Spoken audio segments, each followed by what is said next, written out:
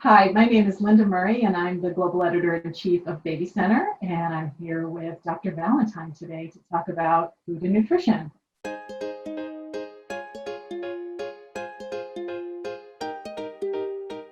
Thank you so much, Linda. It's a pleasure to be here. I appreciate this forum to highlight nutrition and development topics that are on people's minds. Super. I know our moms are home and they're, trying to keep themselves safe, trying to keep their babies safe, and these touch points are really great for them to get information as they're, raising young children or maybe even pregnant and wondering if they're eating the right things and doing the right things. I did want to make sure that we said that this is not a replacement. Any of these questions and answers are not a replacement for seeing your own doctor.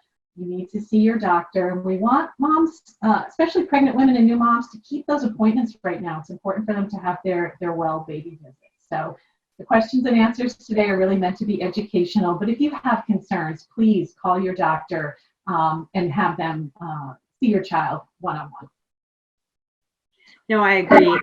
As a mother myself of three, a physician and a nutritionist, and now working as the medical director of North America for RB Nutrition, makers of Enfamil, it is just critical, particularly with COVID, that you take that opportunity to see your practitioner for well checks as well as questions, because we know in this era we're seeing things that we haven't seen before. Mm-hmm.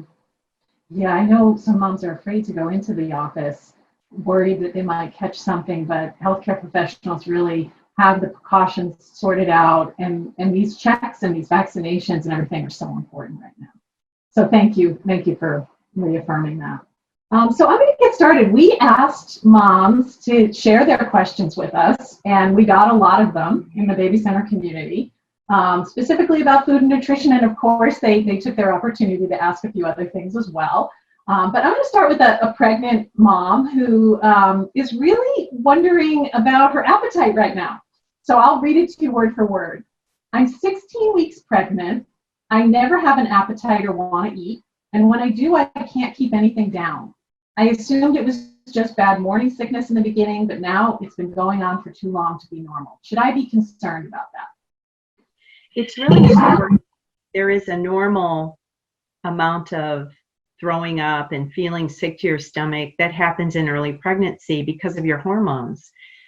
But you can get dehydrated so quick, and your potassium can get affected where it'll affect your heart. So you really need to check in with your practitioner and make sure that that's not too much vomiting and nausea. And one of the real tricks that I use with families to make it very real and relevant is to say to yourself, how do I know I'm getting enough? Okay, let's just do it really simple. Make sure you have 3 cups of dairy, 3 cups of 3 cups of fruits and vegetables a day each, and then 6 cups of some kind of protein and grain, so that you say to yourself, okay, I'm definitely not getting there. I need to get checked, because weight gain is also so important. We're finding in pregnancy that average weight gain for healthy outcomes for pregnancy as well as the baby and avoiding a preterm birth or complications at birth is about 25 to 35 pounds. Okay, so if you're getting a lot less than that as an average weight gain, you're not going to be able to compensate. So it's really important to get that checked. And think about your dietary diversity as well. If you're on a food jag and you're like, I can only eat potatoes, that's all I can eat, you're not going to get all your vitamins and the micronutrition that's needed in that pregnancy for the baby's brain as well as development later. Iron, for instance, in red meats, so important, lean red meats or supplements. And a lot of moms who are nauseous are going to get very plain Jane foods going on. And so you'll want to check and make sure your diversity is good too. So a bunch of red, green colored vegetables, yellow. Another trick I use is I have families bake their vegetables and bake things, because sometimes the consistency or the smell adds to your nausea. Okay. Another nutrient that's extremely helpful in nausea, pregnancy, is vitamin B6. So continue to try to take your prenatal vitamin, and a good source of B6 are chickpeas. So you could just bake a little chickpeas with some sweet potato, let it bake so you don't smell it, with a little olive oil, and have that just very slowly. So those are some of the guidance I give folks. Thank you. That's great. Yeah, I think sometimes moms are also concerned they might be eating too much. The That's old right. two is not really what you're doing, but your advice to kind of mix that up and make sure you're getting that balance of nutrients is really important. So speaking of prenatal vitamins, I know you already talked a little bit about this. We had another mom asking us specifically about that. Her prenatal vitamin doesn't contain calcium, but it has ample vitamin D. Separate calcium supplements seem to all have vitamin D as well. How much vitamin D is safe to consume in one day? I usually get calcium through foods and drinks, but sometimes I wish I knew I could safely take a supplement without getting too much. What do you think about that? I think it's a really intuitive question.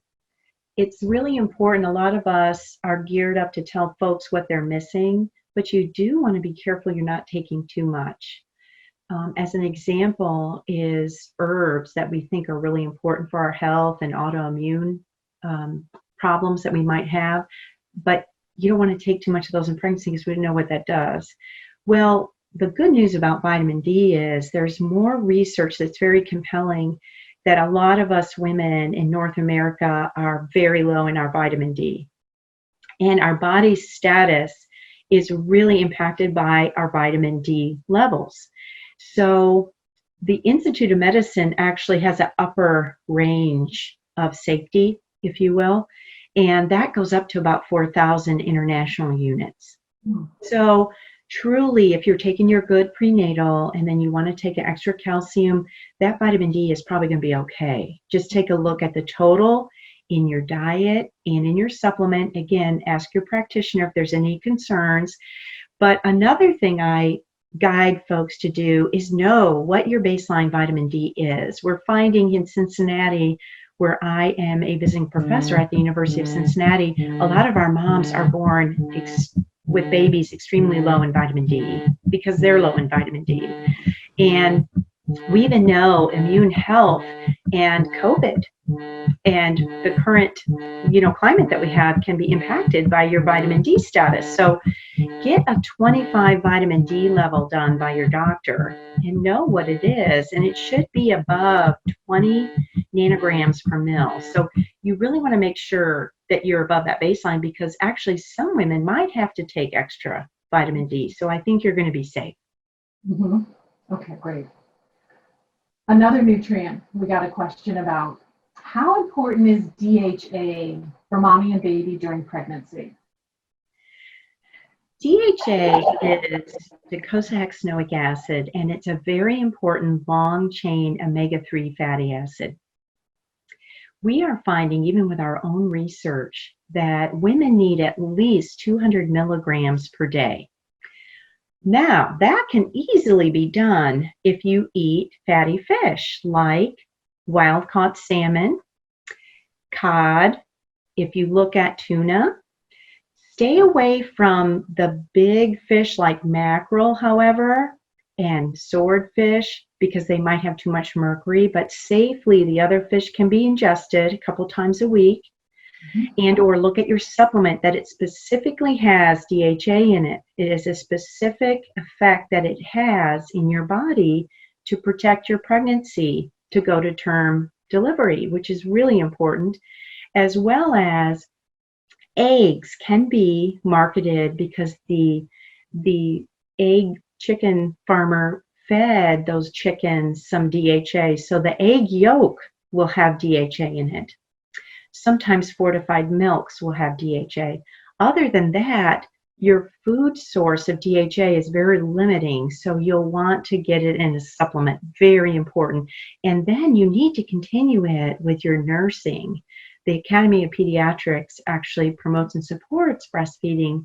And if you choose to breastfeed, you'll want to continue that minimum of 200 milligrams in your prenatal because that mammary gland is dependent on that for your little baby. and their status. So it's really an important nutrient for you, your pregnancy outcome, as well as in that baby's development. The brain and the retina are really accumulating that very important fatty acid. Mm. Yeah, I think, the point about fish is a great one, though. I know a lot of pregnant women are sort of turned off by either the Yeah, smell they of just cooking or.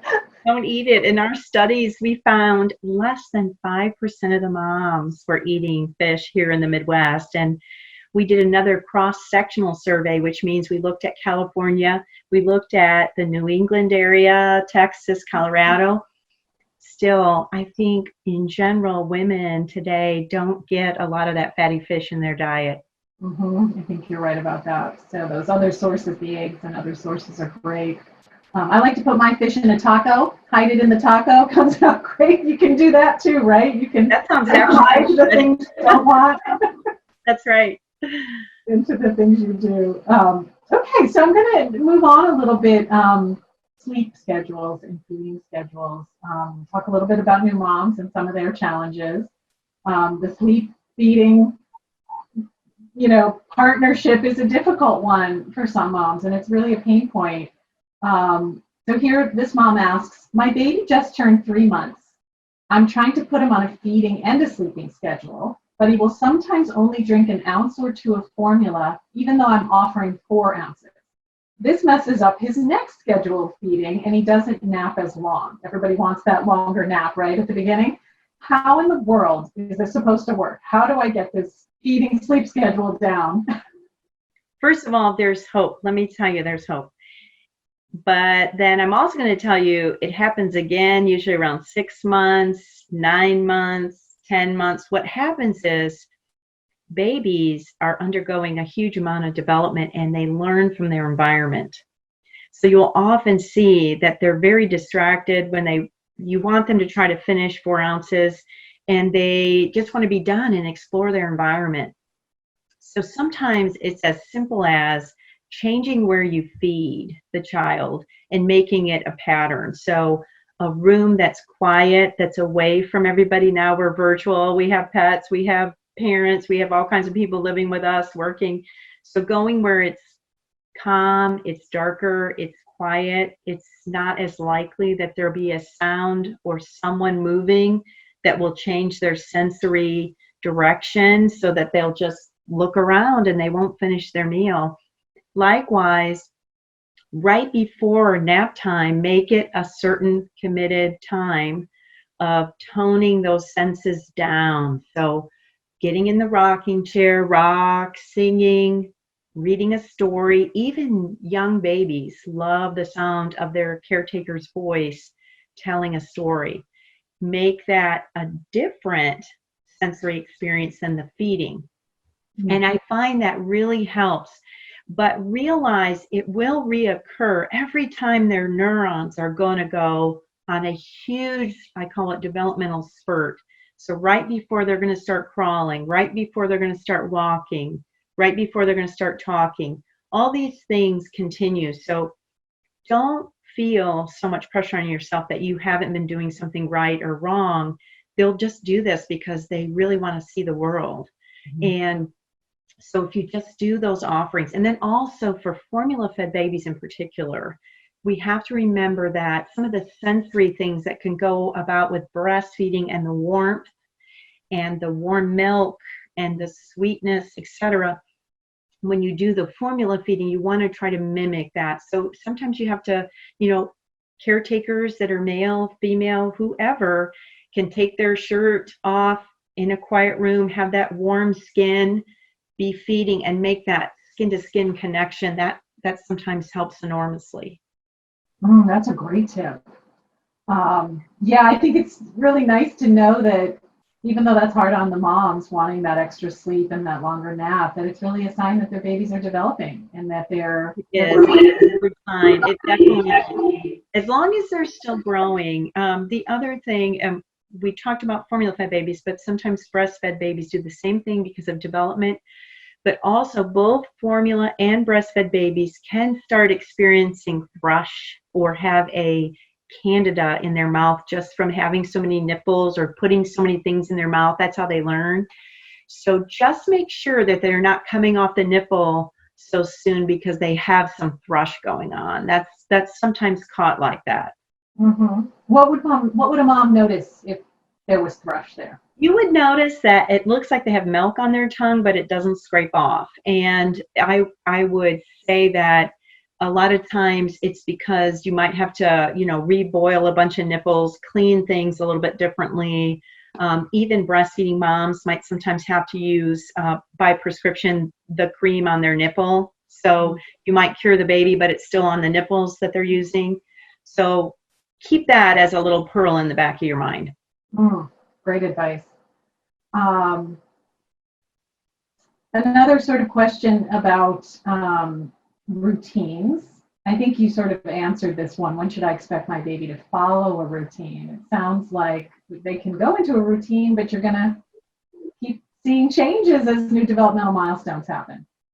I encourage caretakers to think about planning routines based on how the child is developing. So if they are at that early stage, some of those tricks I just talked about, but they're going to do it again at 6 to 8 months. They're going to do it again when they start walking.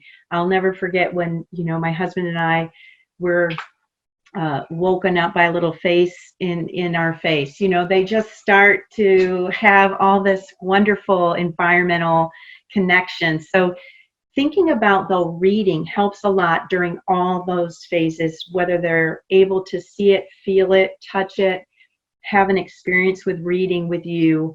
It changes the way their neurons grow and develop, and it does help transition differently from feeding, keeping those very different times with you.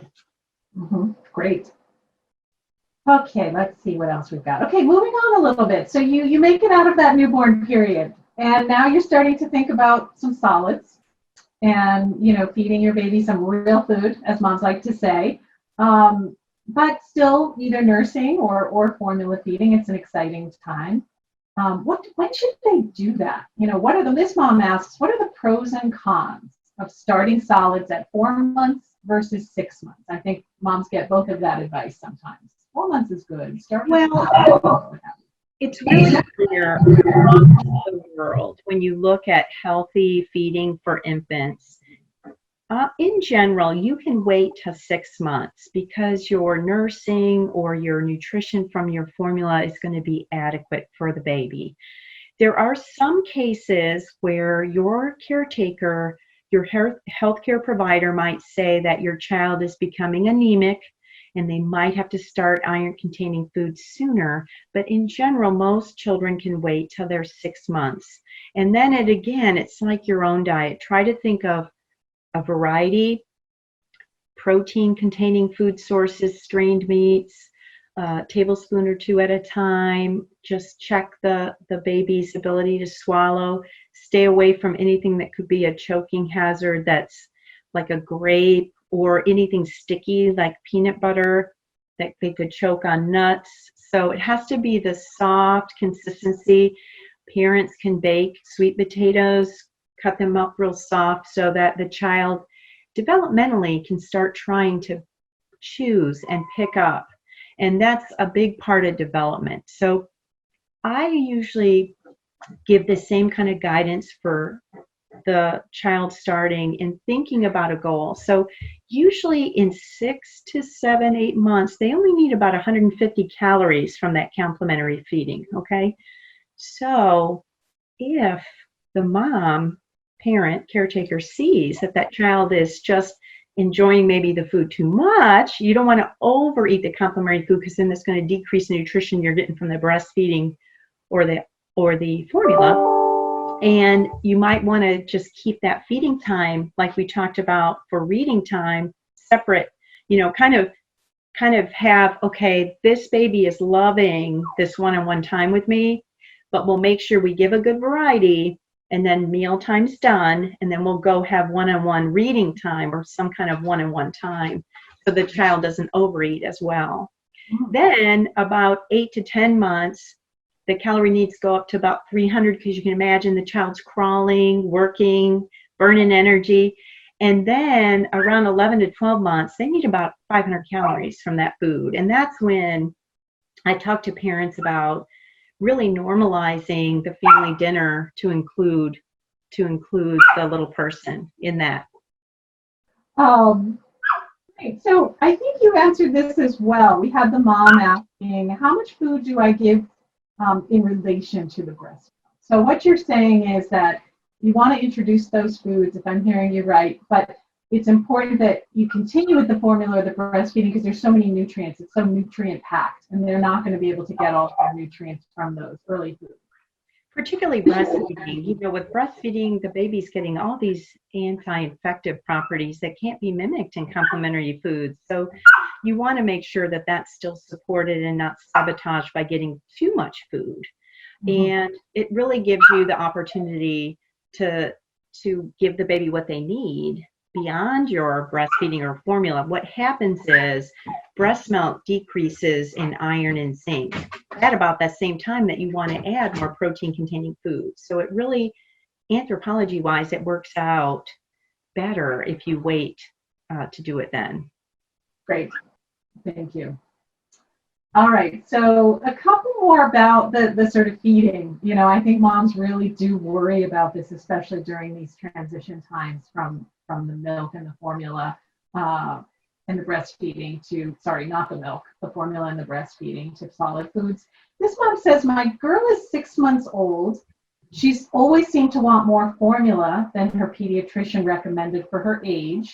We just started solids a few weeks ago. She's doing rice, oatmeal, purees.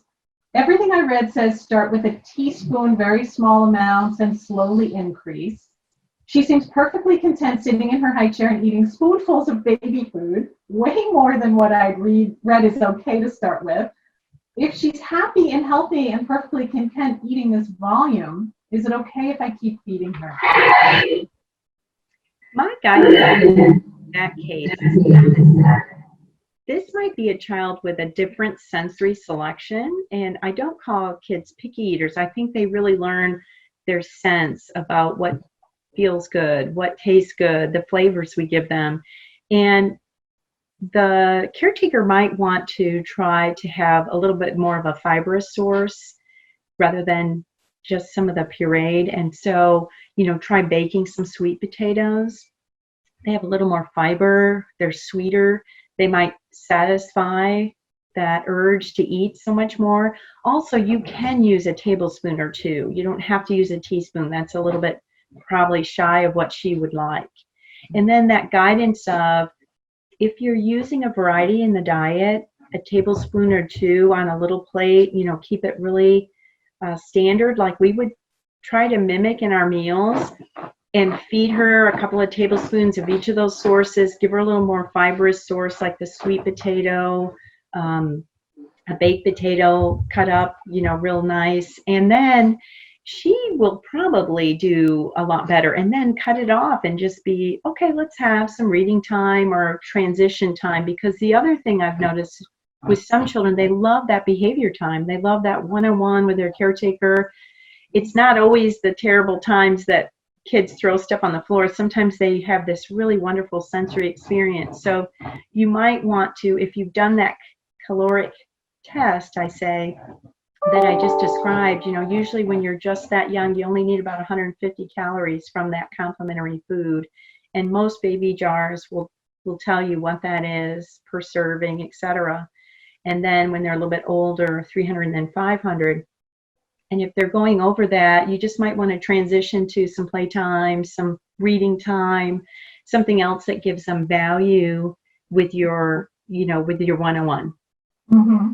That is such a great point. I hadn't thought about it that way. I mean, you are sitting right in front of your baby. Usually you're praising them, you know, good girl, and, you know, all those things, making little airplane sounds or whatever you're doing in your house. That interaction may be what part of it is, that interaction between you and the child that is so, makes the baby so happy. I hadn't thought about it that way. So finding other ways to really be present there and interacting is great advice. Okay, I think we've got one more question here. And this one's a little bit more about milestones and development. And then we know that's connected to nutrition, as you said earlier. And we had quite a few questions here. So we just kind of summarized a little bit. The moms who are concerned about their baby hitting milestones. I don't feel like my 7-month-old is sitting up or crawling yet.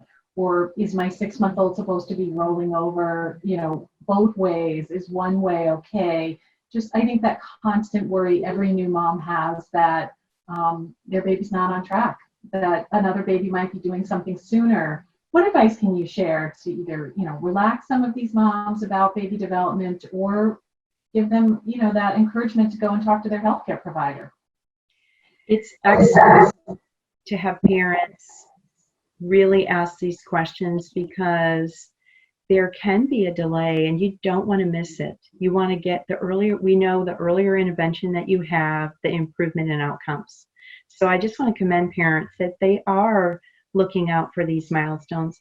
Now, the reassurance is, in general, at 7 months, to be able to crawl and start to do those things, really some babies it takes up to 9 months. Okay, so there is some leeway there. Now, the child who's only rolling over one side, I think you said, and not the other, that deserves to be checked, just to make sure. Another great guidance I find that parents enjoy is the CDC has a link on their website that you can actually download an app and a tracker for every one of the milestones, because in general, for a baby's communication, the way that they develop their senses, their motor activity, their cognitive development, in general, the majority of kids hit those targets. So if your child is outside the target, it's time for other tools that your caretaker has available to them that they can assess your child. In particular, for certain milestones that should be met by 9 months, 18 months, 30 months. Likewise, they have autism scoring systems that they can do. So it is really important. And I think sometimes the way parents might feel worried is because they don't have access to some guidance and that it's real and tangible. So that CDC site is fantastic, and it can give you your own individual child. You can plug in what they're doing and it'll tell you how on target they are. In addition, of course, to your well child checks that your practitioner has. Great. Okay, so thank you so much, Dr. Valentine, for your answers today. I learned some things myself. I'm sure our moms did as well. And I know that you were very gracious about answering even more questions, the questions we couldn't get to today. And so we put them into an article on Baby Center, and we will put that information below this video so parents can click on those and get some more answers. And I just want to thank you again for spending the time with us today and sharing your insights for our pregnant women and our new moms. Thank you so much for the discussion. It's always nice to highlight nutrition that really supports pregnancy and promotes a healthy outcome for mom and babies. So thank you for the opportunity. All right, enjoy the rest of your day. Thank you. Bye. Bye.